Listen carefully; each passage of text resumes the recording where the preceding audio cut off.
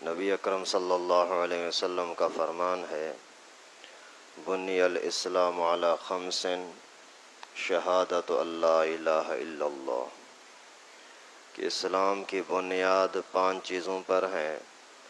ان میں سے سب سے پہلی چیز ہے کلمہ لا الہ الا اللہ، یعنی اللہ کی ذات پر ایمان رکھنا، اس طرح سے ایمان رکھنا کہ اس کے سوا کوئی اور عبادت کے لائق نہیں، سجدے کے لائق نہیں۔ یہ بنیاد ہے۔ اگر ایمان پکا ہے، ایمان کے اندر کوئی بھی لغزش اور کمزوری نہیں ہے، تو پھر اعمال آپ کے درجات کے بلندی کا سبب بنیں گے۔ لیکن اگر ایمان نہیں ہے تو اعمال کی کوئی حیثیت نہیں ہے۔ اگر ایک بندہ اللہ کی ذات کو نہیں مانتا لیکن عبادت کرتا رہتا ہے، بتوں کے سامنے سجدہ کرے، صدقہ خیرات کرتا رہے، اور اپنے جو اس کے دماغ میں دین ہے اس کے خلاف جہاد بھی کرتا رہے اس کے حق میں، لیکن کوئی فائدہ نہیں ہوگا۔ کیوں؟ کہ بنیادی چیز ایمان نہیں ہے۔ اسی طرح سے ایک شخص ایمان تو اللہ کی ذات پر رکھتا ہے لیکن شرک بھی رکھتا ہے، کوئی ذرے کے برابر، رائی کے ذرے کے برابر بھی شرک بھی ہے، تو اس کے اعمال کی کوئی حیثیت نہیں ہے۔ ان اللہ لا یغفر ان یشرک بہ، اللہ تعالیٰ نے اعلان فرما دیا قرآن پاک کے اندر کہ شرک کو میں معاف نہیں کروں گا، مشرک کے لیے معافی نہیں ہے۔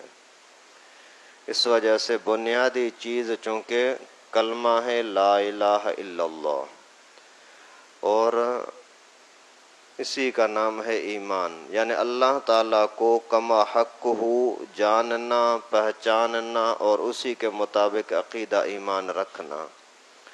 ابھی اللہ تعالیٰ کیا ہیں، اس کے عام سمجھانے کے لیے علماء نے مختلف انداز سے سمجھایا ہے کہ بس وہ سب کچھ ہے، اس کے سوا کچھ نہیں، یہ اللہ ہے۔ اور علماء کرام نے ایک تعریف کی ہے کہ اللہ علم لذات الواجب الوجود المستجمع لجمیع صفات الکمال المنزہ عن النقص والزوال۔ اللہ تعالیٰ ایسی ذات کا نام ہے جو ہمیشہ سے ہے، ہمیشہ کے لیے ہے۔ اللہ تعالیٰ ایسی چیز ہے، ایسی ذات ہے جو ہمیشہ سے ہے، ہمیشہ کے لیے ہے۔ جب اس بات کو آدمی پختہ سمجھے، یقین سمجھے، تو دنیا کی ہر چیز سے اس کا ایمان خود بخود خراب ہو جائے گا۔ فرعون نے کہا میں خدا ہوں، میں اللہ ہوں، وہ خود ہی چلا گیا، تو پھر وہ اللہ کیسے بن سکتا ہے؟ یہی بات نمرود نے کی، تو وہ خود جب اپنے آپ کو بچا نہ سکا تو وہ اللہ کیسے بن سکتا ہے؟ اگر کوئی بندہ بتوں کو اپنا خدا سمجھتا ہے تو وہ خود بت محفوظ نہیں رہ سکتے، بچ نہیں سکتے، تو وہ خدا کیسے بن سکتے ہیں؟ تو اللہ تعالیٰ ایسی ذات کا نام ہے جو واجب الوجود ہے، ہمیشہ سے ہے، ہمیشہ کے لیے ہے، ابدن بھی، ازلن بھی، سرمدن بھی۔ یعنی یہ بھی نہیں کہہ سکتے کہ اللہ تعالیٰ کوئی 1000 کروڑ سال، 2 کروڑ سال پہلے سے ہے، یا 2-4 کروڑ سال تک کے لیے ہوگا، نہیں، ہمیشہ سے ہے، ہمیشہ کے لیے ہے۔ لیکن کیسا ہے؟ لیس کمثلہ شیء، اس جیسی کوئی چیز ہے ہی نہیں جس کی آدمی مثال دے سکے اس طرح سے یا اس طرح سے۔ وَلَمْ يَكُنْ لَهُ كُفُوًا أَحَدٌ، اللہ تعالیٰ کی جیسی، اللہ کے برابر کوئی چیز ہے ہی نہیں، اسی آدمی کوئی مثال پیش ہی نہیں کر سکتا۔ ذات الواجب الوجود المستجمع لجمیع صفات الکمال، کمال کی ساری صفتیں اللہ تعالیٰ کے اندر موجود ہیں، کمال کی ساری صفتیں جس کے اندر موجود ہیں وہ اللہ ہو سکتا ہے۔ ابھی پانی سے انسان بنانا، نطفے سے بچہ پیدا کرنا، یہ کمال ہے، اور یہ کوئی جو بنا سکتا ہے وہ رب ہو سکتا ہے، اللہ کے سوا کوئی بنا نہیں سکتا۔ اگر کوئی بولتا ہے کہ ہمارے بتوں نے اس طرح سے کیا ہے، کسی مزار والے نے کیا ہے، تو مزار اگر 100 سال سے 200 سال سے ہے تو اس سے پہلے جو بچے ہوتے تو ان کو کون پیدا کرتا تھا؟ آج اگر وہ مزار ختم ہو جائے تو پھر کون دنیا کو چلائے گا؟ ایک مٹی کے اسی دھول سے کھیتی کو نکال کر کے اور اناج کو پیدا کرنا، ایک گٹھلی سے درخت کو پیدا کرنا، پھر درخت کے اندر پھلوں کا لگانا، پھر درختوں کی رنگتیں الگ ہونا، پھلوں کا فروٹ کا ذائقہ الگ ہونا، یہ کمال ہے۔ یہ کمال جس کے پاس ہے وہ اللہ ہو سکتا ہے، اس کے علاوہ اور کوئی اللہ نہیں ہو سکتا۔ اگر کوئی کسی اور کے لیے کہتا ہے کہ یہ ہمارا خدا ہے تو وہ تو چند سالوں سے نا، کچھ عرصے سے ہے نا، اس سے پہلے کون چلا رہا تھا؟ معلوم ہوا کہ تمہارا یہ عقیدہ غلط ہے۔ دنیا کو چلانے والا اللہ جو کمال کی ہر طرح کی صفتوں کا مالک ہے۔ آسمان کو بغیر ستون کے کھڑا ہونا یہ کمال ہے، اور اسی کو کھڑا کرنے والا وہی ہو سکتا ہے جو آسمانوں سے پہلے سے موجود ہو، اور وہ صرف اللہ ہے۔ اسی زمین کے اندر پانی بھی ہے، پیٹرول بھی ہے، گیس بھی ہے، اور مٹی کا تیل بھی ہے، اور کڑوا کھارا پانی بھی ہے، میٹھا پانی بھی ہے۔ اس کے باوجود پیٹرول کے اندر پانی نہیں ملتا، پانی کے اندر پیٹرول نہیں ملتا، میٹھا الگ ہے، کھارا الگ ہے، اور اس کو رگوں سے کھینچ کر کے تمہارے گھر تک پہنچاتا ہے۔ یہ کمال ہے، اور اس کمال کا مالک جو ہے وہی عبادت کا لائق ہے، اور کوئی نہیں۔ المنزہ عن النقص والزوال، ہر نقصان سے بھی وہ پاک ہو، اور زائل ہونے سے پاک ہو، ختم ہونے سے پاک ہو، وہی خدا ہو سکتا ہے۔ جس کو کوئی نقصان نہ پہنچ سکے وہ اللہ ہے۔ دنیا کے اندر دہریا قسم کے لوگ بھی آئے، فرعون جیسے خبیث لوگ بھی آئے کہ ہم اللہ کو مار دیں گے، نعوذ باللہ۔ روسیوں کے دہرے بھی آئے جنہوں نے باقاعدہ ایک لاش نکالی، بولا کہ ہم نے اللہ کو مار دیا ہے، نعوذ باللہ۔ اس طرح کے خبیث لوگ بھی آئے، بڑے بڑے دنیا کے لحاظ سے سپر پاور آئے جو اللہ تعالیٰ کو مٹانا چاہ رہے تھے، لیکن خود مٹ گئے، اللہ تعالیٰ کو کچھ نہ کر سکے۔ یہی ہے نقصان سے پاک اللہ۔ دنیا کے اندر حالات کسی بھی طرح کے آ جائیں، زلزلے آئیں، کیا بھی ہو، لیکن اللہ کو کچھ نہیں کر سکتے۔ یہی ذات خدا ہونے کے لائق ہے، معبود ہونے کے لائق ہے۔ تو اللہ تعالیٰ کے اوپر اس طرح سے ایمان رکھنا کہ میں جو کچھ ہوں اللہ کی مہربانی، مجھے پیدا کرنے والا اللہ، مجھے موت دینے والا اللہ، مجھے رزق روزی دینے والا اللہ۔ یہ اگر یقین نہیں ہے تو ایمان نہیں ہے، یہ یقین ہے تو ایمان ہے۔ یہ بات سمجھیں بھائی، ہم جو محنت کر رہے ہیں، نماز روزہ کر رہے ہیں، اور زکوٰۃ ادا کر رہے ہیں، قرآن پاک پڑھ رہے ہیں، اور یہ داڑھی رکھ رہے ہیں، اور مسجد میں حاضری دے رہے ہیں، ان سب چیزوں کا قیمتی ہونا تب ہوگا جب ایمان پختہ ہو۔ ایمان صحیح ہوگا تو ٹھیک، نہیں تو نہیں۔ اگر آپ کا یہ ایمان ہونا چاہیے، اگر آپ گولیوں کے سامنے کھڑے ہوئے ہو، برسٹ چل رہے ہیں، سامنے والا مکمل ہتھیار تان کے آپ کی طرف فائرنگ کرنے والا ہے، تو بھی آپ کے دل میں یہ ایمان ہو کہ اللہ نے چاہا تو یہ مجھے نقصان دیں گی، نہیں چاہا تو نہیں دے سکتی، یہ ایمان ہے۔ اگر ایسا ایمان نہیں ہے اور آپ کا ایمان اسی ہتھیار پر ہو گیا تو سمجھو کہ یہ شرک ہے۔ جیسے رسول اللہ صلی اللہ علیہ وسلم کے سامنے ہوا نا، ایک شخص آیا ہے، چھپ چھپ کے آ کر کے پیغمبر کریم کے پاس پہنچا ہے۔ پیغمبر کریم درخت کے نیچے لیٹے ہوئے ہیں، اتنے میں اس بندے نے تلوار اٹھائی، تلوار کو اوپر کر کے کھڑا کیا، پیغمبر کریم کے اوپر تان لیا، پھر بولتا ہے کہ من یمنعک منی، کون بچائے گا تجھے؟ پیغمبر کریم کو ذرے برابر بھی پریشانی نہیں ہوئی، کیونکہ ایمان اللہ کی ذات پر ہے۔ اگر اللہ نے نہیں چاہا تو یہ کچھ نہیں کر سکتا، اگر اللہ نے چاہا تو میں اپنے آپ کو بچا نہیں سکتا، پھر اپنے ادھر ادھر بھاگنے کی کیا ضرورت ہے؟ پیغمبر کریم نے بڑی تسلی کے ساتھ فرمایا اللہ۔ اس نے بولا کون بچائے گا؟ پیغمبر کریم نے فرمایا اللہ۔ اتنا کہنا تھا اور اس کے ہاتھ کانپنے لگے، کیونکہ اللہ نے نہیں چاہا یہ نقصان دے سکے۔ تلوار گر گئی، پیغمبر کریم نے وہ تلوار ہاتھ میں اٹھائی، فرمایا تجھے کون بچائے گا؟ وہ بولتا ہے کہ تیری شفقت بچائے تو بچائے، ورنہ کوئی بچانے والا نہیں۔ کیا مطلب؟ کافر کے جو کافر تھا، جس کے دل میں ایمان نہیں تھا، اسی نے یقین کیا پیغمبر کریم پر، آپ اگر مجھے چھوڑو تو چھوڑو ورنہ میں مر جاؤں گا۔ پیغمبر کریم صلی اللہ علیہ وسلم پر وہی صورتحال ایک ہی ہے، اس کے پاس بھی تلوار تھی، پیغمبر کریم کے پاس بھی ابھی تلوار ہے۔ جب کافر نے پوچھا تجھے کون بچائے گا، بولا اللہ۔ جب پیغمبر کریم نے پوچھا تجھے کون بچائے گا، بولتا ہے تو۔ تو مسلمان اور کافر کے اندر یہی فرق ہوتا ہے۔ اگر کہیں بھی آپ کے سامنے کوئی حادثہ آ جاتا ہے، اگر آپ اپنے اوپر بھروسہ کرتے ہو، سامنے والے پر بھروسہ کرتے ہو، اپنے مہارت اور کمال پر بھروسہ کرتے ہو، تو یہ ایمان نہیں ہے۔ اللہ کی ذات پر اب بھروسہ ہو کہ اللہ نے جو چاہا وہی ہوگا، یہ ایمان ہے۔ اسی طریقے سے پھر رزق روزی کا مالک بھی خالص اللہ کو مانو، زندگی اور موت کا مالک بھی اللہ کو مانو۔ یہ جو آج کل روز روز کہتے ہیں نا یار بیماری میں مر گیا اور بیماری نے اس کو مار دیا، یہ تو شرک ہے۔ بیماری کی وجہ سے اللہ نے موت دے دی۔ یہ بھی عجیب ایک منظر ہے کہ اللہ تعالیٰ نے اسرائیل کو مقرر کیا ہے اور اسی کو کوئی بیماری وغیرہ بہانہ آتی ہے تو آتے ہیں تو پھر آدمی مرتا ہے، نہیں تو نہیں مرتا۔ یہ اللہ کا نظام ہے، لیکن موت دینے والا اللہ۔ اگر نہ چاہے سارے لوگ آپ کو مل کر کے مارنا چاہے، نہیں مار سکتے۔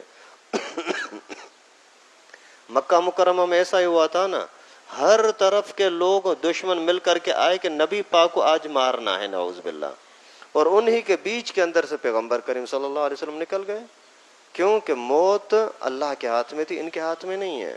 تو یہ ایمان ہمیں بھی رکھنا ہے۔ کسی بھی بڑے خطرناک ماحول کے اندر ہو نا تو آپ ڈرو نہیں، اللہ کے اوپر بھروسہ رکھو، اللہ تعالیٰ آپ کی مدد کرے گا۔ تو رزق روزی وہ بھی اللہ کے ہاتھ میں ہے، یہ پختہ یقین ایمان رکھو۔ اب محنت کرو جائز طریقے سے، صحیح طریقے سے، باقی صلہ ملتا ہے نہیں ملتا، تھوڑا ملتا ہے زیادہ ملتا ہے، وہ اللہ کے حوالے کر دو، تو پھر یہی ایمان ہے۔ لیکن اگر آپ اپنے اوپر بھروسہ کرتے ہو، اپنے کسی دکان پر بھروسہ کرتے ہو، تو یہ شرک ہوگا اور آپ کے اعمال برباد ہو جائیں گے، اور پھر ٹینشن مفت میں ملے گا۔ ایسے ٹینشن کے اندر پھنسیں گے کہ ارے یار آج اس نے یہ کر دیا، اس نے یہ کر دیا، یہ ہو گیا، یہ ہو گیا۔ یہ سارا اس وجہ سے کہ آپ نے اللہ کی ذات پر ایمان پکا نہیں رکھا۔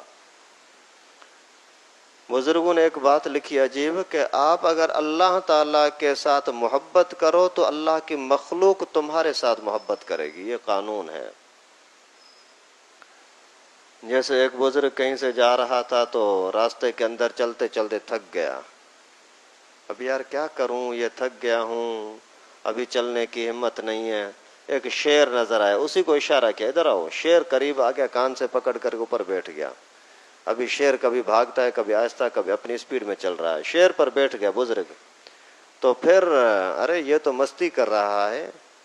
پھر آگے کوئی سانپ دیکھا، سانپ کو اٹھا لیا، اسی کو کوڑے کے طور پر استعمال کر رہا ہے۔ شیر بھاگ رہا ہے، اس کو کوڑا مارا، آہستہ چل۔ جب شیر آہستہ ہو رہا ہے تو اس کو کوڑا مارا، تیز چل۔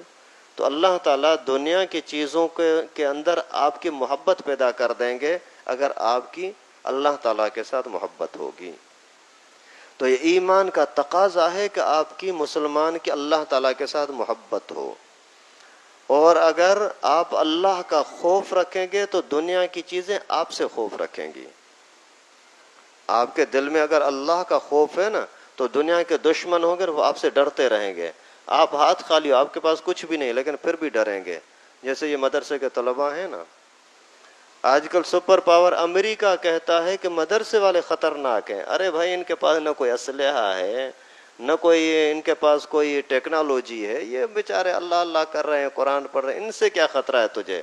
لیکن اللہ تعالیٰ نے ان کے دل میں ایسا رعب ڈالا ہے۔ کیوں؟ یہ جب اللہ کا کام کر رہے ہیں نا تو ان کے دل میں رعب آ گیا۔ یہی پیغمبر کریم کا فرمان ہے کہ نصرت بالرعب، اللہ تعالیٰ نے میری مدد رعب سے کی ہے۔ جب کوئی دشمن سامنے آتا ہے تو دیکھ کر کے اور ڈھیلا پڑ جاتا ہے، اللہ کے نبی آ رہے ہیں۔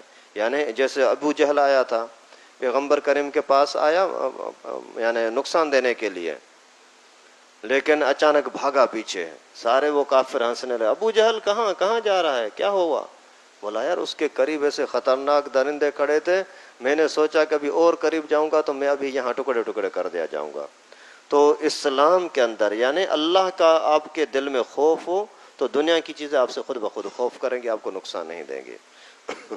اگر آپ اللہ تعالیٰ کی اخلاص کے ساتھ عبادت کرتے ہو تو پھر اللہ کی مخلوق تمہاری خدمت کرے گی. یہ 3 چیزیں سمجھ لیں. آپ کی محبت اللہ کے ساتھ تو مخلوق کی محبت تمہارے ساتھ. اور آپ کے دل میں اللہ کا خوف ہے تو مخلوق کے دل میں تمہارا خوف ہوگا. آپ اللہ کی عبادت اخلاص کے ساتھ کرو گے تو مخلوق آپ کی خدمت محبت کے ساتھ کرے گی. جیسے اگر آدمی تھوڑا سوچے اسی بات کو اپنے دماغ میں رکھے تو آپ کو نظر بھی آئے گا. بہت سارے علماء ہیں بیچارے سیدھے سادے لیکن سب کے اوپر روب اور کام دھندا کچھ بھی نہیں ہے, لیکن اللہ تعالیٰ نے ان کو سب سے خوش رکھا ہوا ہے. کھاتے پیتے کمانے والوں سے زیادہ ہیں, لباس وغیرہ کمانے والوں سے زیادہ پہن رہے ہیں. کیوں؟ اللہ تعالیٰ نے لوگوں کے دل میں, اپنے مخلوق کے دل میں یہ بات ڈالی ہے کہ جاؤ اس کے ساتھ محبت کرو, اس کی خدمت کرو. یہ اللہ کی طرف سے ہوتا ہے. تو اللہ تعالیٰ کے ساتھ محبت کرو تو اللہ تعالیٰ آپ کو اس محبت کا صلہ جنت کی صورت میں دیں گے, لیکن دنیا کے اندر بھی یہی فائدے ملیں گے. یہ ایمان ہے. اگر سارے مل کر کے مجھے نقصان دینا چاہیں نہیں دے سکتے جب تک اللہ نے نہ چاہا. اگر سارے مجھے نفع دینا چاہیں نہیں دے سکتے جب تک اللہ نے نہیں چاہا. یہ اگر آپ کا ایمان پختہ ہے, رزق روزی کا مالک اللہ, بیماریوں سے شفا دینے والا اللہ, ہر طرح کے نقصان سے بچانے والا اللہ, مجھے اولاد ملنی ہے نہیں ملنی وہ اللہ کی طرف سے. اولاد مل کر کے اگر مر گئی تو کسی میری کمی کوتاہی کی وجہ سے نہیں, اللہ کی طرف سے. اگر یہ ایمان ہے تو سمجھو کہ آپ کا واقعی ایمان پکا ہے. غیب کا جاننے والا صرف اللہ. عندہ مفاتیح الغیب لا یعلمها الا ہو. صرف اللہ کے پاس غیب کے علم کے خزانے اور کسی کے پاس نہیں. یہاں تک کہ کائنات میں خدا اللہ صرف ایک بس, اور کوئی نہیں. باقی سارا جو کچھ ہے, انسان ہو, فرشتے ہوں, نبی ہوں, ولی ہوں, آسمان ہو, زمین ہو, ساری مخلوق ہے. تو مخلوق میں سب سے عزت عظمت والا رسول اللہ صلی اللہ علیہ وسلم. لیکن پیغمبر کریم کو بھی اللہ تعالیٰ نے غیب کا علم نہیں دیا. عندہ مفاتیح الغیب لا یعلمها الا ہو. علم غیب صرف اللہ کے پاس, کسی اور کے پاس نہیں. خود اللہ تعالیٰ نے رسول اللہ صلی اللہ علیہ وسلم سے فرمایا قل لا اقول لکم عندی خزائن اللہ ولا اعلم الغیب. اے میرے نبی آپ یہ پڑھ کر کے سنائیں لوگوں کو قرآن کے اندر کہ میں آپ سے نہیں کہتا کہ میرے پاس کوئی اللہ تعالیٰ کے خزانے ہیں یا میں علم غیب جانتا ہوں. نہیں. جب نبی پاک نہیں جانتے تو اور کوئی کیسے جان سکتا ہوگا. اللہ کے نبی صلی اللہ علیہ وسلم سے اللہ تعالیٰ فرما رہے ہیں, قرآن پاک کی آیت, لو کنت اعلم الغیب لاستکثرت من الخیر وما مسنی السوء. اے پیغمبر کریم آپ ان سے کہہ دیں اگر میں علم غیب جانتا اپنے لیے اتنی ساری دنیا کی چیزیں اکٹھی کر لیتا کہ کوئی مجھے نقصان نہ دے سکتا. لیکن پیغمبر کریم کا کبھی دانت شہید ہو رہا ہے, کبھی خون بہہ رہا ہے, کبھی پیارے شاگرد صحابہ کو قتل کیا جا رہا ہے, اللہ کے نبی صلی اللہ علیہ وسلم آنسو بہا رہے ہیں, اور اس طریقے سے کئی ساری چیزیں ہیں جو پیغمبر کریم صلی اللہ علیہ وسلم کے علم غیب نہ ہونے پر دلیل ہیں. لیکن ان سب کو چھوڑو, قرآن کی آیت جب موجود ہے تو بس نا. تو علم غیب صرف اللہ کے پاس. یہ اگر ایمان ہے تو مسلمان ہیں, یہ ایمان نہیں ہے تو نمازیں وغیرہ بیکار ہیں, ضائع ہیں. مشکل کشا صرف اللہ بس. مشکلوں کو ٹالنے والا صرف اللہ, اور کوئی نہیں ہے. اگر کوئی بولتا ہے کہ میری مشکل کو فلاں بندہ ٹالے گا, وہ ہٹائے گا, یہ کرے گا, تو یہ شرک ہے, یہ اسلام ایمان نہیں ہے. ان یمسسک اللہ بضر فلا کاشف لہ الا ہو. اللہ تعالیٰ فرماتے ہیں اے میرے نبی اگر تجھے بھی تکلیف ملے تو تو اپنے آپ کی تکلیف ہٹا نہیں سکتا, اللہ ہی ہٹانے والا ہے. وَإِن يُرِدْكَ بِخَيْرٍ فَلَا رَادَّ لِفَضْلِهِ. اور اگر اللہ تعالیٰ بھلائی دینا چاہے تو کوئی اس کو ہٹا نہیں سکتا. تو نفع نقصان کا مالک صرف اللہ. یہ اگر ایمان ہے تو سمجھو کہ شرک سے پاک. اگر یہ نہیں ہے تو سمجھو کہ اللہ معاف فرمائے ہماری پوری زندگی کی محنت برباد ہو رہی ہے. اس وجہ سے آپ اپنے بچوں کا ایمان پختہ کریں. ذرا سی بات آئے نا ان کو اللہ کے حوالے کرو کہ بیٹا اللہ نے جو چاہا وہی ہوگا.